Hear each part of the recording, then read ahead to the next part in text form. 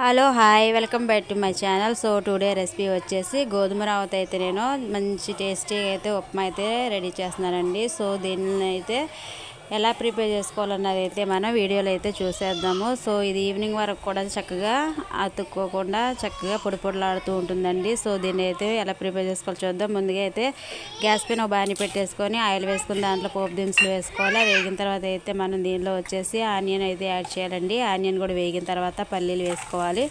పల్లీలు కూడా వేగిన తర్వాత అయితే పచ్చిమిర్చి యాడ్ చేసుకోవాలి. పచ్చిమిర్చితో పాటు 2 ఎండుమిర్చి కూడా వేసుకుంటే చాలా టేస్టీగా ఉంటుందండి ఉప్మా అనేది. సో తర్వాత కొంచెం కరివేపాకు, అదేవిధంగా ముందుగా ఇందులో వాటర్ పోయకుండా రవ్వను అయితే యాడ్ చేసుకోవాలి. రవ్వ కొంచెం వేగిన తర్వాత అయితే మనం దీనిలో వాటర్ యాడ్ చేసుకోవాలి. రవ్వ అయితే ఎంత క్వాంటిటీతో తీసుకున్నామో దానికి డబుల్ అయితే వాటర్ తీసుకోవాలండి.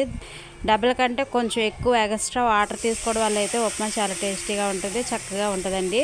సో ఆ విధంగా అయితే మీరు ట్రై చేయండి. సో టేస్ట్ సరిపడా అయితే మనం ఇందులో సాల్ట్ యాడ్ చేసుకొని ఒక 5 నిమిషాలు అయితే మూత పెట్టేసేసుకొని ఉడికించుకోవాలి. సో మనకైతే ఉప్మా రెడీ అయిపోయిందండి. చూసారు కదా, చాలా టేస్టీగా ఉంటుంది, అదేవిధంగా అతుక్కోకుండా పొడి పొడిలాడుతూ ఉంటుంది. వీడియో కూడా నచ్చినట్లయితే మీరు కూడా ఒకసారి ట్రై చేసేయండి.